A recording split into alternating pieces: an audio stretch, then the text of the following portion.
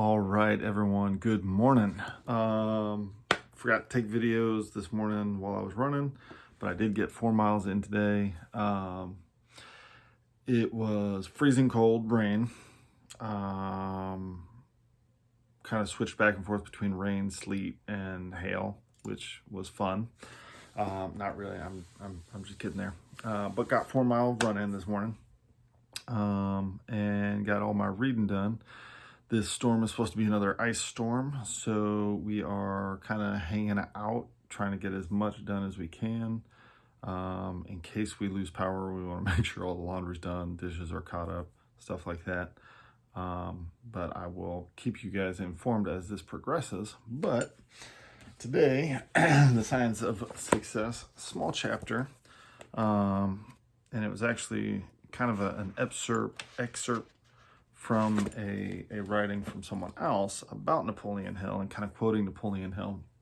And it talked about how Napoleon Hill was not only a millionaire, but that he helped millions become millionaires through his teaching, his training, through the principles of success that he propagated. And then I had kind of a weird takeaway from the chapter, because at the end of the chapter, it quoted Napoleon Hill as saying that he would challenge a younger man, and at the time I think it said he was 77 years old. He said, I would challenge a young man to run around the block 3 times, and at the end of it, I would be calm and poised, and they would be wagging their tongue. Meaning that ultimately, like, in his life, he's cultivated a level of fitness that he could run 3 blocks run around 3 blocks, and not be winded. And that level of endurance takes considerable intentionality. Whereas most young folks, if they sprinted around the block 3 times, it would take them an hour to catch their breath back to normal. Myself included. The reason this was kind of a takeaway is not only was he financially successful, but he developed success in his family as well, in his fitness as well. Not necessarily in the type of fitness we think of today as CrossFit type fitness, but he knew that his diet and regular exercise was a huge part of what I believe builds your self-image, which allows you to interact in the world in a way that allows you to reach higher levels of success. So that was amazing. That was really cool. Next up, 7 Habits of Highly Effective People. Stephen Covey. Okay, so this chapter was long, and it needed to be, because there is a lot about this topic. Habit number 6 is synergy. Synergy is that metamorphosis that happens when 2 or more people come together, and kind of this mastermind is kind of created, where you're able to connect interpersonally at a level where you're able to come up with solutions that would never have been able to come up with the individual parts. He relates it as where the sum is greater than the sum of the individual parts, meaning ultimately that 1 + 1 can equal 18, because when the 2 come together, their production isn't 2. So like if I have a production of 1 and you have a production of 1, when we come together and put our minds together, it can produce production of 1,600. Because the combination of our thought processes can be exponential, and when we have multiple people at the table, striving for win-win solutions, we create what he calls third options, or third alternatives that never would have been possible or thought of.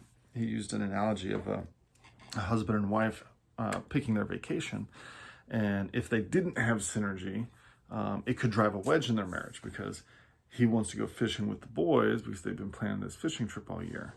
She wants to spend time with her mom because her mom is having some medical stuff go on, and they don't know how long she's going to be around. So the guy is thinking probably logical. We've invested money. We've got reservations already made. We've been telling the boys all year that we're going to go on this fishing trip, and now you're trying to cancel it. Whereas she's maybe thinking a little bit more emotional, but not necessarily invalid, that she wants to spend time with her mom, and her mom may pass away, and they may not have the opportunity to spend time with mom anymore. So she wants to do that. Well, if they come together and develop a synergy together, instead of arguing and fighting and potentially causing a wedge in their marriage that could lead to divorce, regret, or anger further down the road, they could come up with new third solutions where maybe they both go separately to the trips, or maybe they change the location of the fishing trip so that she's able to spend time with mom, but the boys and dad are still able to go fishing, and the boys aren't crawling up the walls at grandma's house. So if they come together seeking win-win together, it creates this synergy to come up with a third alternative or an additional option that allows every party to get what they need or get what they're trying to accomplish, instead of the traditional thought or traditional mindset of compromising, or like, because even the term compromising, it makes it sound like one of you has to lose, one of you has to give up if you're compromising. So if you're compromising, that means that one party didn't win, or one party loses, or both parties lose because neither of them get what they actually want. And so seeking a third option instead of compromising, I think, is a beautiful way of looking at it, and probably a ton more helpful. But the concept of synergy can be applied not just in business and family, but in every type of situation. You use the analogy or shared stories of multiple times where legal actions were either stopped or prevented because they came to the table with a openness of seeking to understand, and to ultimately create a synergy where they can come up with that win-win for the group, of all parties involved. So love the chapter on synergy. I will probably take some time to reread that multiple times, because there's a lot of great little nuggets in there. Yeah, with that being said, I'm going to hop off and upload this video in case we lose power. So, bloop, condense the pain, let's get it.